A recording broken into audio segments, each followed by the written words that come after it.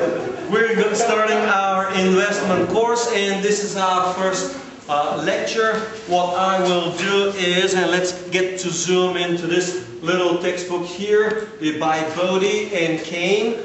This textbook is, this is Essentials, Introduction, and all I will try to do today is cover as much as possible, hopefully for the first 70 minutes, cover chapter 1. Today I will be done with it. And for the next time, I plan that we begin with technical analysis, roughly 3 or 4 weeks in technical analysis. So, section 1. First section is real versus financial.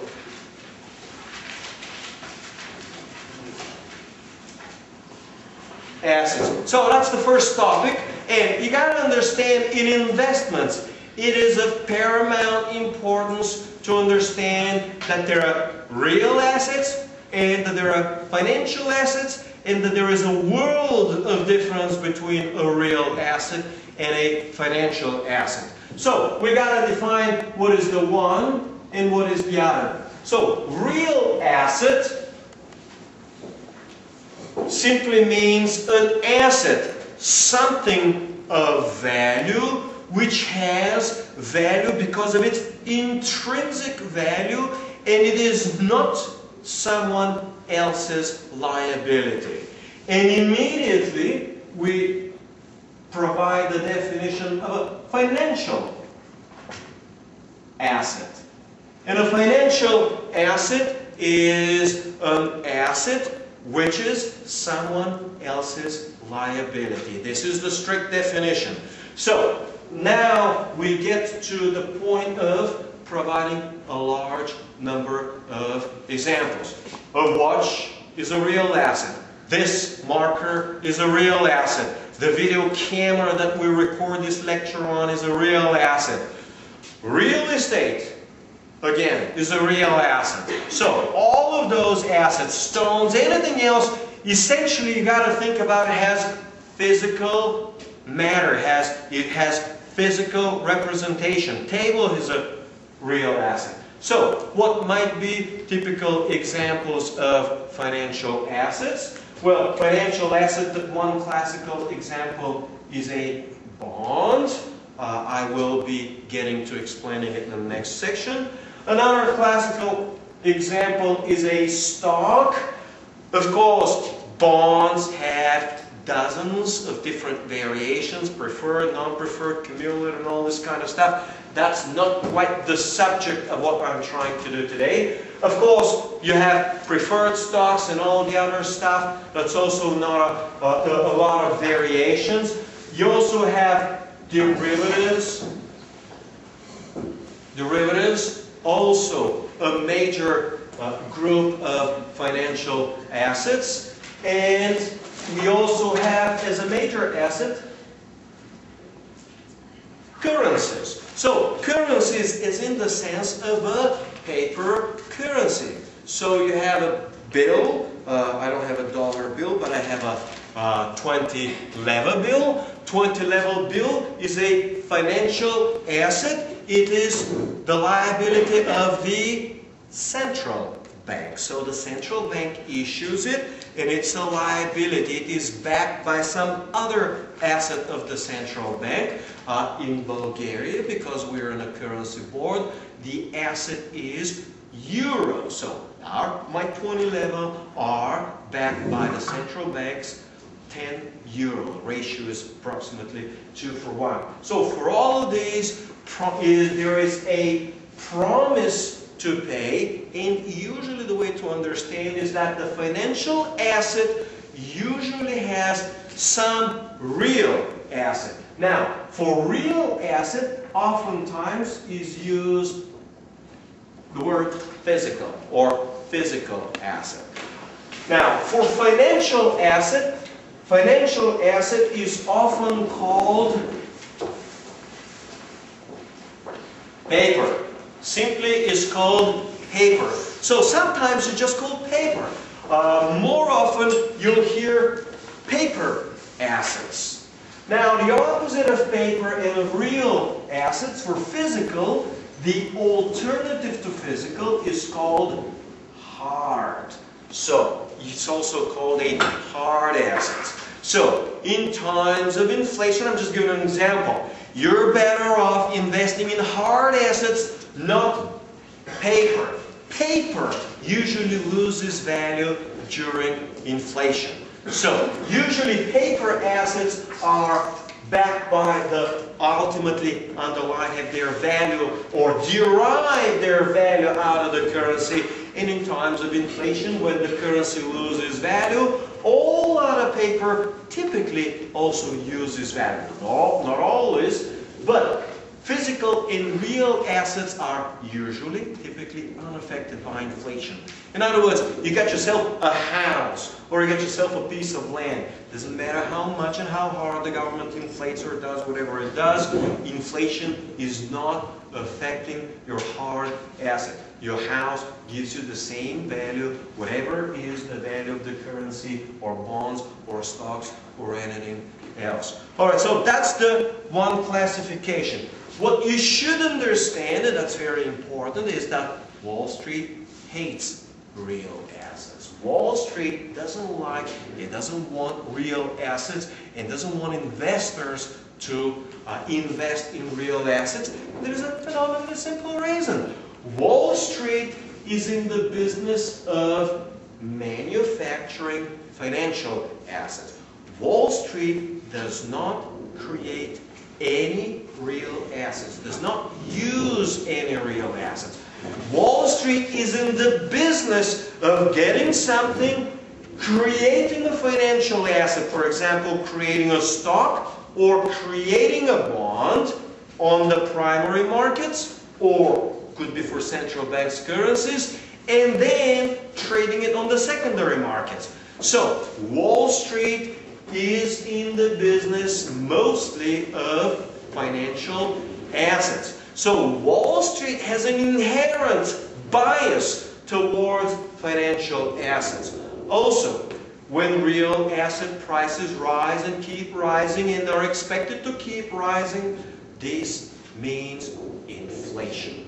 And if it means inflation, inflation inherently implies that financial assets lose value. How? What is the mechanism? Well, remarkably simple. Rising inflationary expectations mean rising interest rates. Rising interest rates mean rising discount factor. And if you have a stock, bond, or whatever cash stream, if you discount with a higher discount factor, its price necessarily goes down. Rising real assets, rising commodities, commodities are a prominent example of real assets, hurt Wall Street's main line of business. So, Wall Street has a built-in inherent bias, and you have to understand this always. So that's why Wall Street always speaks bad or ill of the prospects of commodities, because commodities spell inflation. Interestingly enough, real estate and real estate houses, in terms of Wall Street's interpretation, is not an inflation. If real estate prices go up, Wall Street tells you it is a wealth effect. In relative course, it is also inflation. But Wall Street doesn't want you to know it and understand it as inflation. Again, for the same reason. It hurts their business. Alright, so that's good enough for section 1. Let's see any questions before I move to number 2. Anyone? None. Alright, let's move on. I think the textbook calls it taxonomy. Taxonomy is a fancy word for classification. For this course, we will need and we will use a well-established classification, and that classification, we call them investment classes. Investment assets, which is the same as, equal to, investment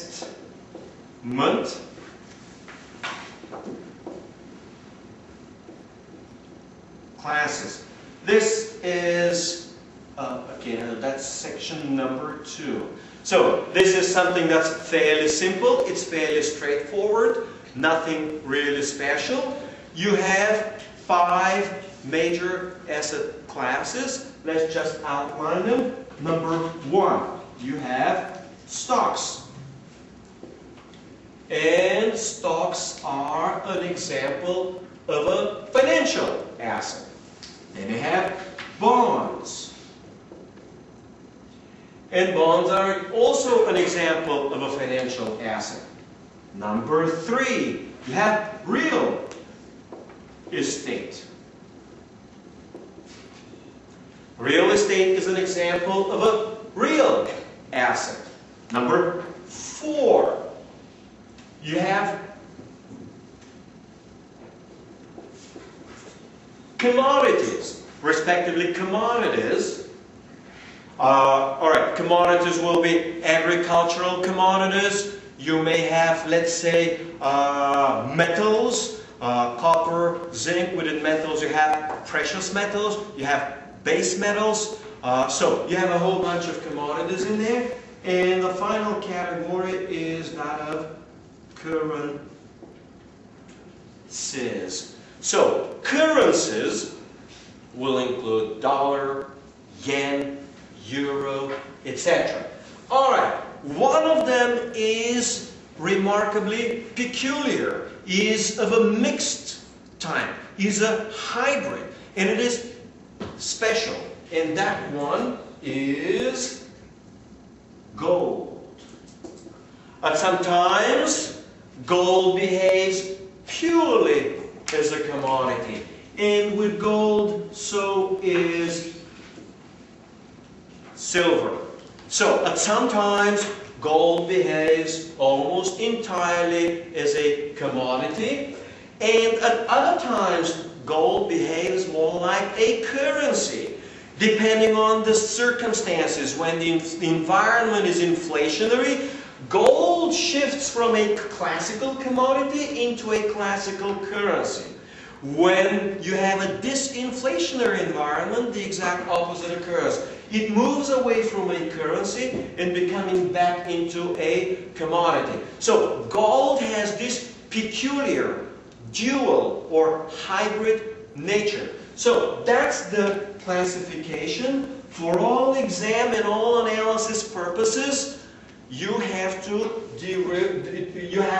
analyze and break down according to all of these asset classes. So now the question becomes then, what is the textbook usually covering? This particular textbook covers practically stocks and practically bonds, and that's the end of it. So stocks covered, and here's another important thing to realize. This coverage is for the benefit of Wall Street. In other words, you cover something that is in the inherent interest of Wall Street. What about bonds? Of course, cover the main subject again in the interest of Wall Street. Wall Street does not manufacture currencies, and somehow this textbook skips the topic as if that asset class doesn't exist. Same thing with commodities. Yes, I have found, of course, to prepare for this course, I had to suffer through this textbook. And yes, indeed, there were maybe 3 paragraphs in this whole textbook about commodities. Well, commodities, for all practical purposes, are a lot more important asset class than stocks or bonds. They underlie your lives. Wheat, you get to eat bread every day. Alright, so crude oil, you get to, or at least I get to drive practically every day. So, commodities drive our lives. And yet, this textbook omits it. you gotta understand that there is something sinister in this part. You gotta understand that it is a mixture of a little bit of incompetence on the finance guys and a lot of endorsement on the Wall Street. You gotta understand that Wall Street's got its hands in this textbook, and what was written, it was written with endorsement of Wall Street. You gotta understand what really happens is, if there are 6 alternative textbooks, and some of them emphasize commodities and real estate, Wall Street, and especially Currencies, doesn't like this. So Wall Street will not endorse the textbook. And if the Wall Street doesn't endorse the textbook, ultimately it won't be getting into the classrooms. So you got to understand that Wall Street really wants you to study from this textbook so that you become relatively unaware and incompetent in the properties of commodities, currencies, and real estate. And that is very important for you to understand. Because what happens here, if you get to understand them well, might not be in the best interest of Wall Street. Alright? You got to understand, behold, this whole thing sets that Wall Street machine, alright, or institutions. Alright, so that's on taxonomy. Another type of taxonomy is related to money markets. Money markets and capital markets. I mentioned last time, usually these are studied in what is called financial markets and institutions. There's also a course or textbooks usually called money and capital markets. That's where they're studied. They're mentioned to some extent in a course in money and banking. For all of the purposes here, a money market is a market in money market instruments. So this relates to, let me see, short-term instruments, and capital markets relate to long-term instruments. Short-term instruments are by convention, by definition, less than 1 year maturity, and long-term have more than 1 year, or maturity longer than a year or more. So that's another important classification in terms of financial markets. Let's see what else we have. Sometimes the market for bonds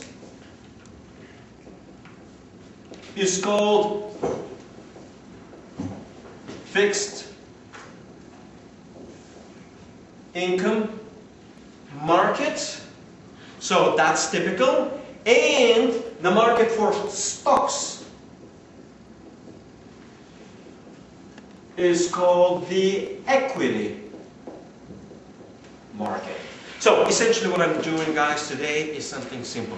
I'm introducing terminology that we will be using for the rest of the semester. So when we say equity market, this means a market where stocks are traded. Similarly, when we say fixed income market, it's just a market for bonds. Of course, there's a wide variety of bonds, like government bonds and municipal bonds and corporate bonds, etc., etc. So I'm not going to get into that. Let's see what else we have in the taxonomy. All right, another underlying, at least for the fixed income market and concept in investments, is the concept of a default. Default has very many different strict definitions, especially in law, but in economics we're simply saying a non-payment or a non-satisfaction of an obligation when the obligation is due. So you owe money, you owe a certain amount of payment, you got to make a certain payment, and if you can't make a payment, you are in default. That's how we call it. We're in default. So then from default derives the concept of a default risk. And this is simply the risk that the borrower will not make all of its payments on time, or some of its payment on time. In other words, the risk of defaulting. Of course, it applies for bonds and mostly fixed income securities. For stocks, it is not so applicable, as a stock technically cannot default. There's only one rare case that we can consider a stock in default, is when the company, the stock, has declared a dividend on the stock. Once the dividend is declared by the board of directors, the dividend becomes a legal obligation. And it is due when it's due, on the dividend date. And if the corporation cannot pay the dividend, it is technically in default. Of course, the default will hurt the stockholders, so they'll never get themselves into this trouble, but legally or technically that could possibly happen. Okay, so default is usually associated with loans, with credits, and also with debt. So the bond market has two different names also besides fixed income. Sometimes it's called the credit market, and sometimes it's called the debt market. So debt usually stands as the opposite of equity. So sometimes you say the debt market and the equity market. All right? Any questions? All right, let's see what else we got here. Common stock, equity. All right, another very important financial instrument. Sometimes now they even think of it as a separate asset class. I mean, it's getting a little tricky. Do we call it a sixth asset class? Again, very controversial. I don't want to get into that. We just say what is a derivative. And derivative is a financial instrument whose value is based or derived from another instrument. The other instrument is called the base instrument. So you may have an option, and the option is on stock. So I'm just giving one example. You know, there's a myriad of derivative instruments. So I have a stock option, which is an option on a stock. So the stock itself becomes the base instrument, and the stock option is the derivative. The stock option derives its value entirely based on the value of the stock. Of course, it also depends on the time until the auction expires, on the strike price, and so forth. This textbook has about a part, I think like 3 chapters on derivatives, but what I do is rather skip the derivative analysis altogether in order to provide or open up room to cover some real estate, to cover some commodity, and cover some currencies, some, not a lot of currencies, and in order to open up some space and room for other analyses besides fundamental analysis and portfolio analysis, mainly to add some technical and cyclical analysis. All right, let's see what else we have. All right, so the next topic is number 3, that's page 6, financial markets and the economy. So, the basic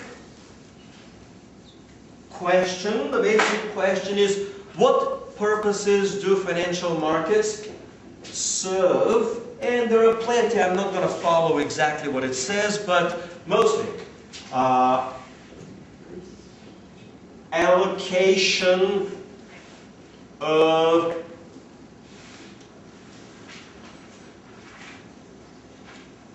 resources. This is the concept which I covered the previous hour of financial intermediation. Financial intermediation means those that have excess or surplus resources lend them to those that need them. In financial markets, through the function of financial intermediation, allocate those resources. So it is channeling of funds and effectively allocating free resources in the economy. The second major function is that of, let's just do this, allocation of risk. Especially in recent years, allocation of risk, or shifting, or transferring of risk, or hedging of risk. All of this stuff has become an integral part in investment or financial markets. Another one, which is the first part, is timing of consumption. What it simply means is if I have some excess funds this month and I have some excess funds next month, and for a fairly long period of time, rather than just save them purely in cash, in money, I will simply use the financial markets and invest in some sort of instrument. Of course, it could be a physical asset like gold and silver. It could be a financial asset like a government bond. It could be in stock. It could be in anything. So I'll try to find an appropriate investment class, an appropriate instrument within that class. I just could buy me a house. I mean, it depends.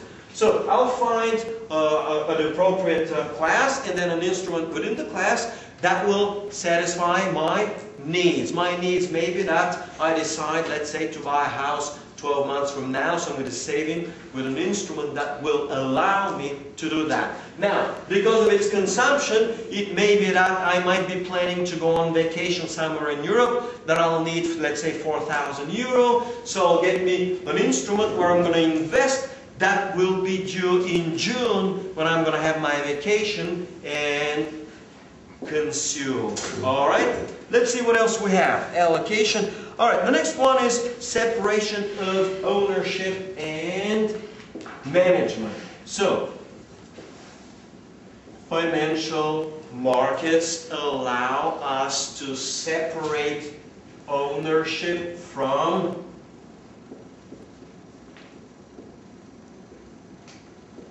management. Owners are those that actually own it, that get to reap the ultimate benefits. And management is simply someone who runs it. So, when you have stock markets with the entity called corporation, you can effectively separate out the owners, which we call, let's see, stock owners or stockholders. So, the buyers, owners of stock, we call stockholders or stock owners. They are the owners of the corporation, and we can separate out a separate body, a number of people, that we call management, and management runs it on behalf of the owners. When you get this, you always get a number of problems, information problems, which we call how? How we call it in economics? Agency. Agency problems. This one is even known as the principal agent problem. The principal agent problem arises. So, well, let's say who's the principal here.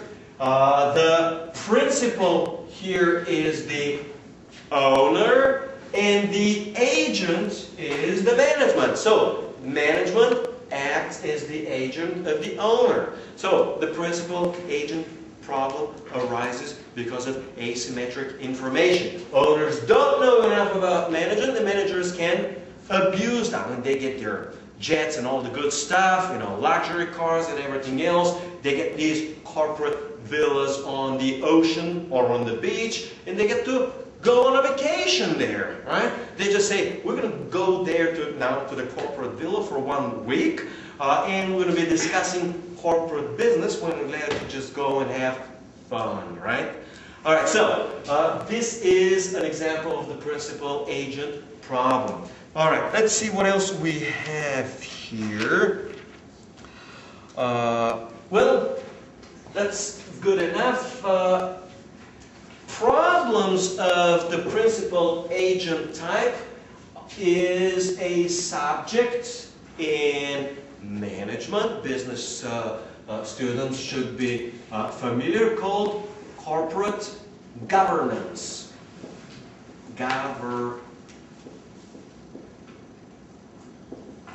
So, corporate governance essentially is the subject which studies how to create proper incentives for management, how to design and create those incentives, and a set of monitoring and a set of control so as to alleviate or so as to mitigate the principal-agent problem. Alright? So that's related to corporate governance. In other words, corporate governance, there is some sort of trust. You gotta trust managers. You gotta trust CEOs.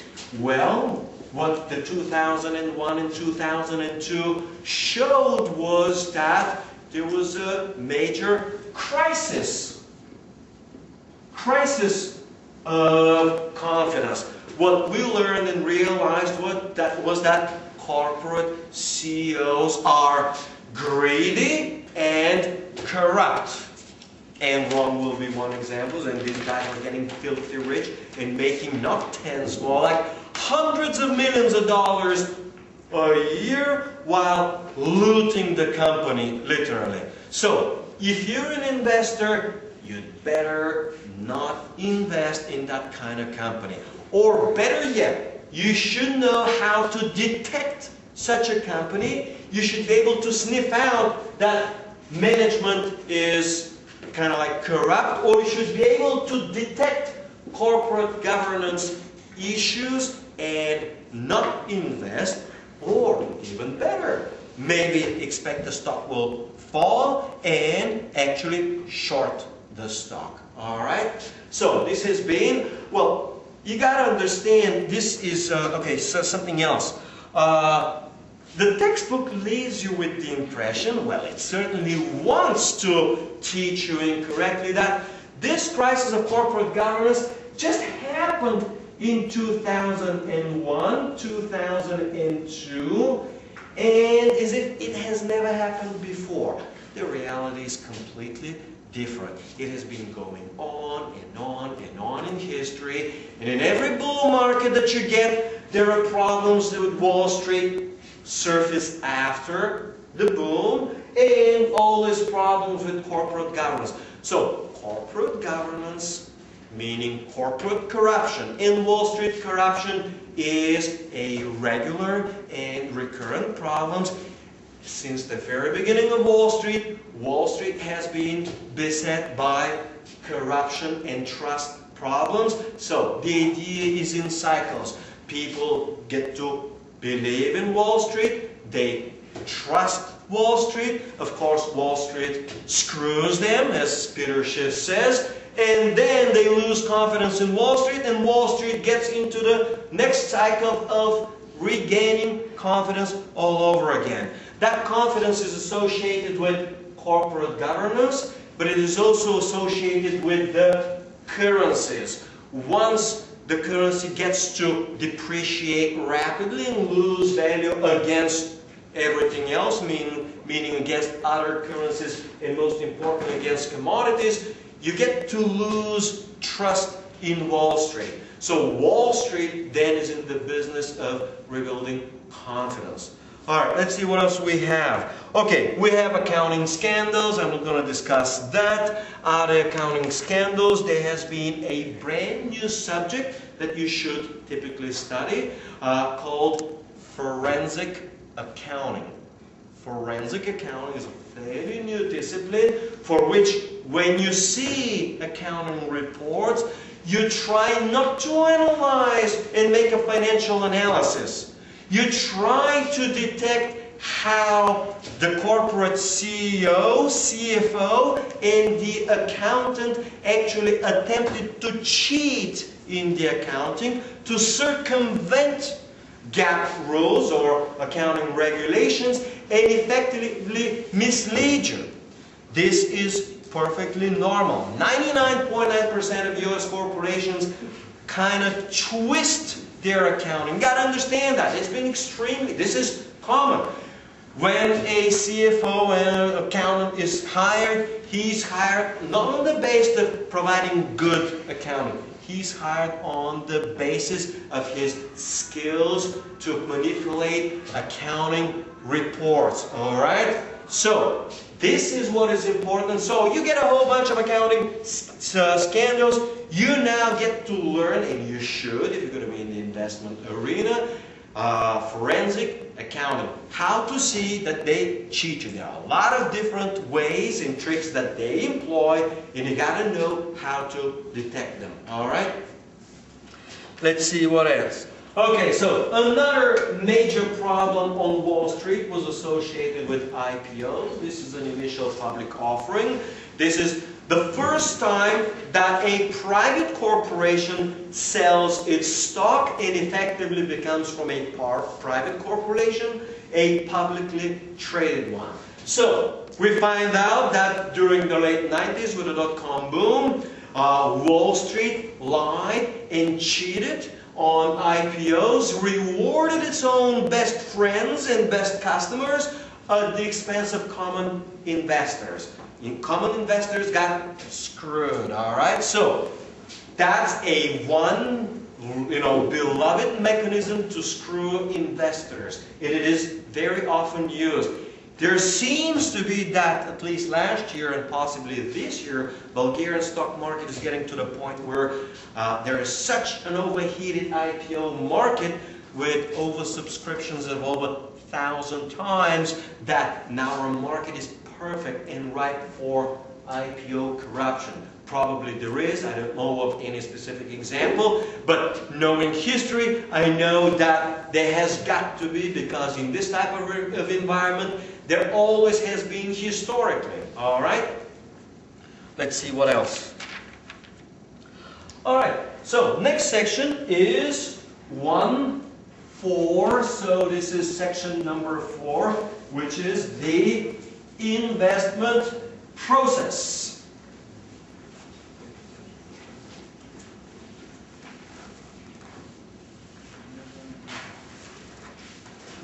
Alright, so what is the investment process? Well, the first basic form, the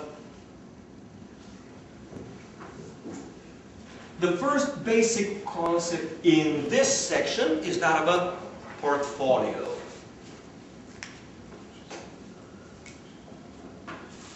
So portfolio, for all of its fancy meaning, is simply a collection of assets. Simply a set of assets.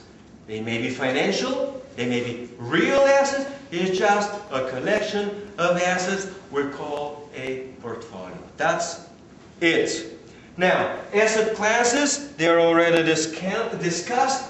The next is called asset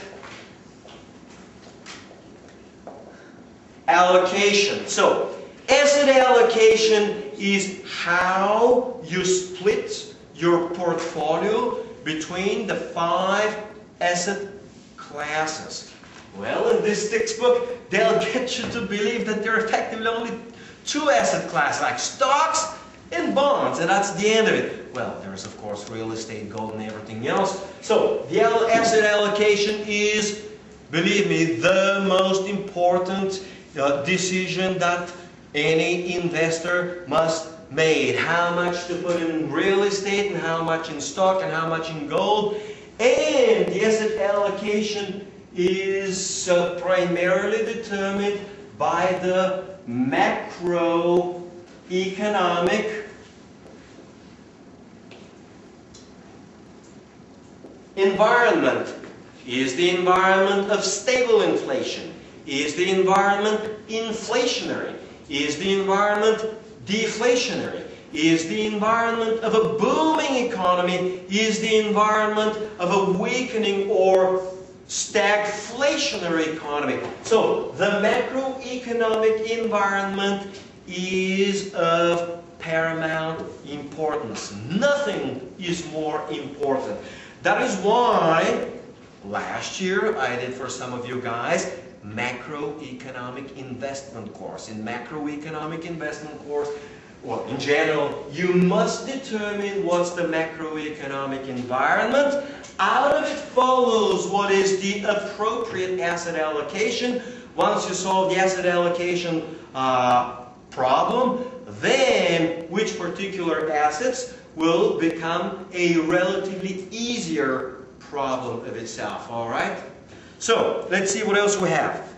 What we have is two fundamental approaches to portfolio construction. So, portfolio construction or asset allocation has a top-down and bottom-up approach. A top-down approach is, let's say, you decide that 20% of your assets, okay, let me try it differently. Let me draw this pie here. So, 20% of your assets will be in US. So, this is US. Then, you'll have, let's say, 30% will be in Europe, and maybe 50% will be in Asia. So, that will be a top-down approach. Then, within US, you want to do, let's say, a little bit, or a big chunk of it to be in pharmaceuticals. If it's Europe, you want to be, let's say, in cars. Alright? Part of it, you'll say, well, I want maybe 30% of my portfolio to be in commodities. So, you take your commodities, make it 30%. Some of your commodity investment will be in Bulgaria. Some other commodity investment will be in Singapore. A third part of your commodity investment will be in London. In other words, you may be buying gold, but you will be diversifying your gold holding of where you hold it and where you store it. You will have some at your house, probably buried somewhere in the ground.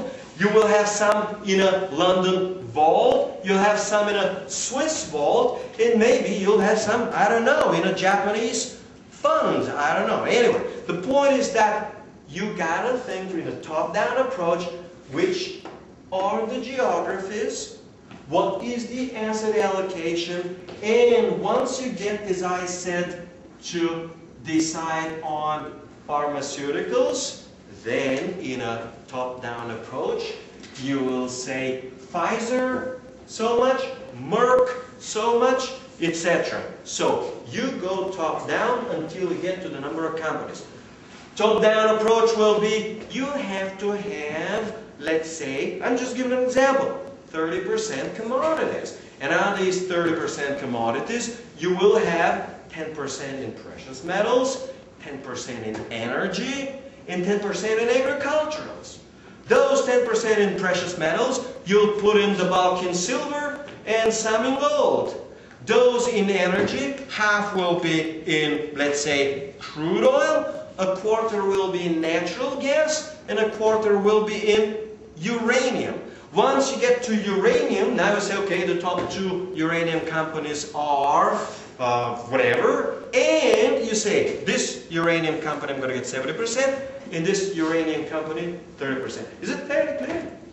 Alright, bottom-up approach might be, alright, well, let me see, and just looking into a company, okay, this is a good company, good management, good business, and everything else, and you get to invest. The problem with the bottom-up approach is that you may get overly exposed into one geographic area, or into one country, or into one asset class. You get to invest in stocks only at the end of the day. So, you may get a not appropriate asset allocation across asset classes, and the bottom-up approach, you might not get a good allocation globally, or even within the country, or you might get too much local exposure. Alright, let's see what else we have. That's it. That's it. We move on to 1.5.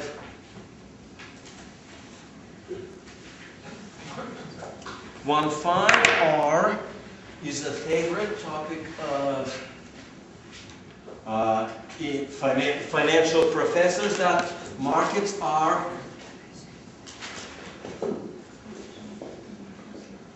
competitive. So, number 5, competitive financial markets. So, if markets are competitive, and this is the most basic of all lessons in economics, is that you cannot get something for nothing.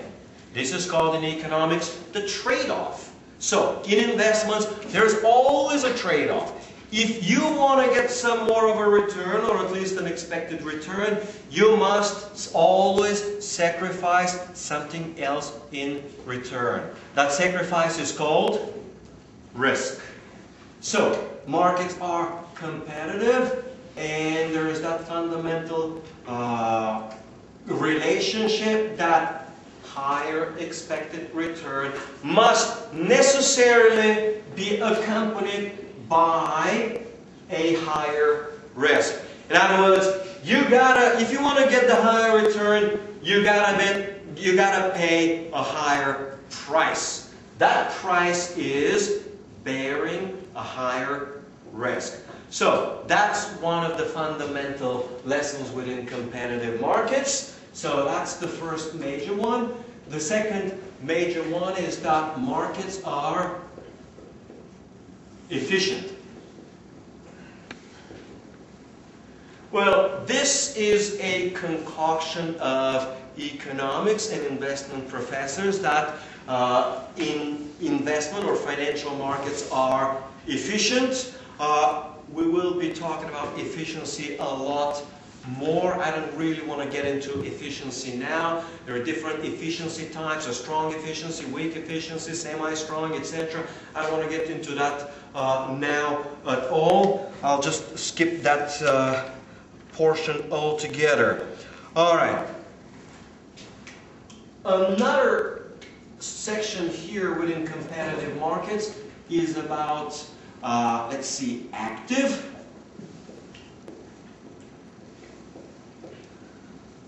And passive. This will be investment strategy. Investment strategy, sometimes known as investment style. Let me explain these.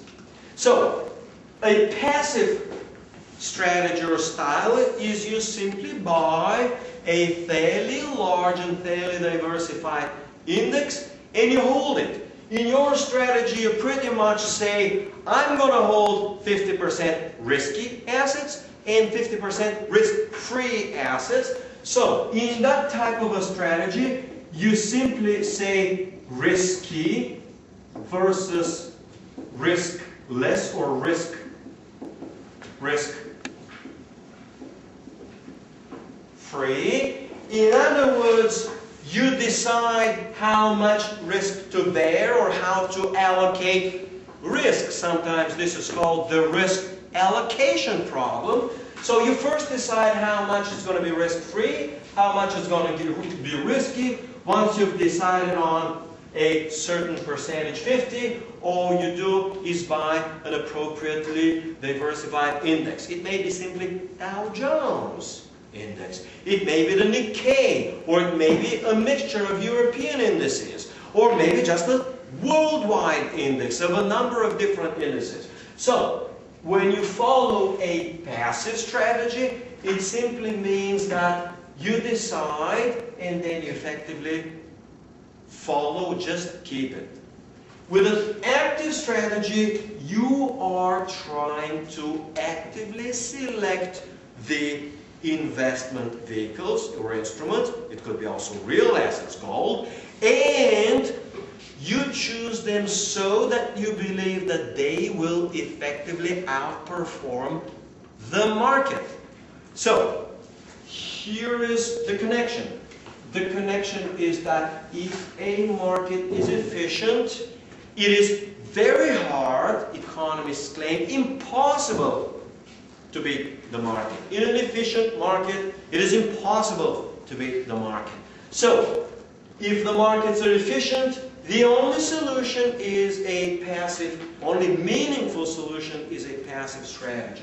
However, active strategy is in a strict conflict with efficient markets, and it simply means that if you really want an active strategy, it implies that the markets aren't efficient. All right, I'm going to discuss are they not, all this kind of stuff.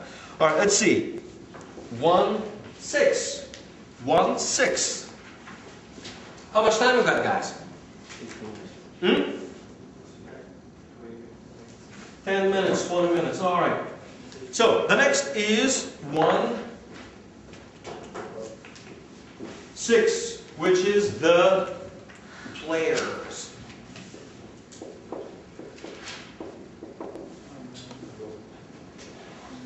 This is a little bit startling for me. I can't really understand that, but okay. Number 1 is firms.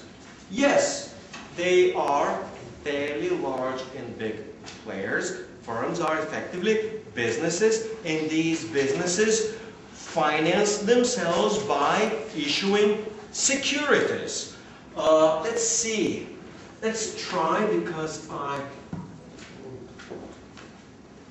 security in finance, in investments, is the same as financial instrument.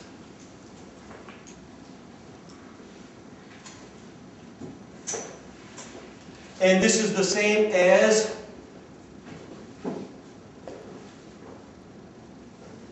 financial asset. So, when I say financial asset, I mean, and when I say security, I mean the same thing, which is financial instrument, which is an asset, which is someone else's liability. So, the point that I'm making here about firms, that firms finance themselves by issuing securities. They issue debt securities, which is bonds, and they issue equity securities. So, firms participate on the financial markets mostly or predominantly to finance themselves because they have borrowing needs. Then you have households. I usually shorten it with HH. Households usually lend to financial markets, at least some of the households, those that have surplus funds, and other households borrow. They may borrow through credit cards, through another financial intermediary. They may borrow through a mortgage company for their mortgage loan. They may borrow through, let's say, for a car loan. So, households also participate usually in both. Another big player is the government. Governments never have surplus funds. They are always short on funds. So governments always borrow. They borrow by issuing securities, which we call government bonds. Well, so they issue government treasuries, government notes, and government bonds. So governments always play by selling securities and raising funds on the financial markets. And then the last one, and they've kind of put it last, is financial intermediaries. And financial intermediaries, for what it's worth, have become the most important institution, meaning they have the largest shares. Within these financial intermediaries, the most important are always commercial banks.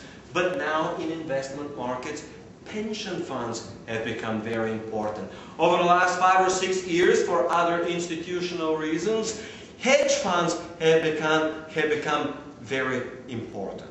So, these financial institutions now rule and dominate the financial markets, and all the others have become fairly small and fairly insignificant. So, the textbook must have developed in great detail this part and must have mentioned this, but I want to leave you with the impression that people, businesses, and individuals are kind of like the big players. No, they're the small players that don't matter. All right, let's see what else we have. All right, another very important group within financial institutions is that of investment bankers. So, investment bankers are in the business of investment banking. Investment banking essentially is the business of connecting customers with the primary markets. So, primary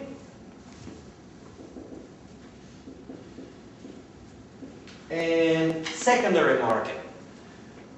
A primary market is a market where a security is issued or sold, we also call it underwritten, for the first time. So, the security did not exist, and on the primary market it comes to existence and it gets sold to its first buyer and investor. So, non-existent security begin their life and their trading. Secondary markets are markets that trade already existing securities. Secondary markets are by far much larger than primary markets. One example of a primary market will be the market for IPOs, which I mentioned a little bit ago. Alright, so investment bankers are in the business of connecting those that needs to raise funds with the primary market. So, your General Motors, you need $3 billion and you gotta decide whether you want to issue stocks or bonds. Investment banker will advise you. He will tell you, he will consider your best interest, when in reality he will consider how he can do the job easier and charge you a higher fee for that, because he doesn't care for GE or GM's interest. He cares about his fee and his bonus. His bonus at the end of the semester or quarter or year depends entirely on the fees that he was able to generate. So his objective, that of the investment banker, is to maximize the fees that they can get short term. I mean, long term, they never think long term. So they will advise GM or GE whether to issue stock or issue bonds. Issuing, that keyword issuing, is associated always with primary markets, and when the company issues, the investment banker is said to underwrite. Underwriting means to accept or assume the responsibility of issuing and distributing the security, whether stock or bond, or even possibly a straight loan, commercial loan. I mean, loans could be for $3 billion. Loan could be for, let's say, nuclear, let's say for nuclear electric generation. Well, nuclear generation takes $5 billion or 5 billion euros. So the investment banker will underwrite the $5 billion loan, and then he will resell it to investors however he deems best and easiest for his 1 or 2 or whatever % fee. Alright? So, investment bankers play a critical role for the functioning of the primary markets. The critical role for the functioning secondary markets is for brokers. Brokers play the critical role for the appropriate functioning of secondary markets. Alright, let's see what else I have. And we finish, at least I intend to finish today, with some trends which the textbook outlines. I don't want to get into any more than what the textbook says. So these are some trends. So, the first major trend is that of globalization.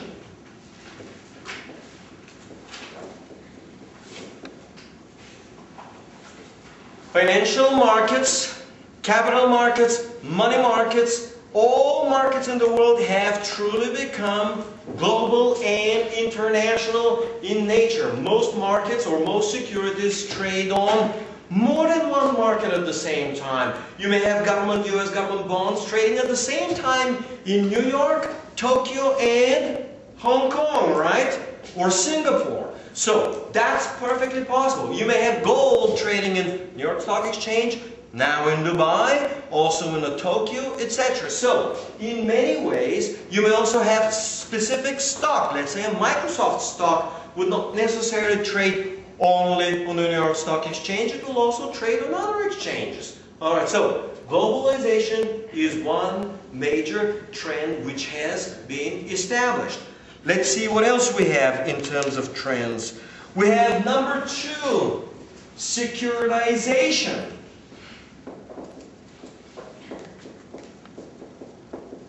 Securitization is the pooling of similar assets, maybe let's say student loans, 1,000 students borrowed to study in the university. So an investment banker will pool these loans together and jointly will sell them as one security. The idea is that each individual student has a fair risk, but hard to determine. But when you take 1,000 students, there will be sufficient diversification so that for the whole security of 1,000 students, risk will more or less wash out and should be fairly easily determinable. For example, that you would expect that out of 1,000 students, roughly 20 will default on their loans for the next 20 years. Alright, so that's what securitization is, and in the other course I will provide a full lecture on it. I don't want to get into that, but the basic idea is that you get a bunch of similar loans or debts. Could be car loans. Again, you take 1,000 car loans, you put them together and possibly slice them into different pieces and sell them to insurance companies, investment funds, etc. Similar with mortgages and subprime mortgages. It has been happening in recent years. So securitization is the next big one. The third big one is called financial engineering. So financial engineering means the construction of new type of securities with new properties and new different features to satisfy one or possibly both of these two characteristics. The first one is investor demand. In other words, investors fall into different niches. Some investors want very low risk, like university endowments. Other investments, like hedge funds, want a lot of risk.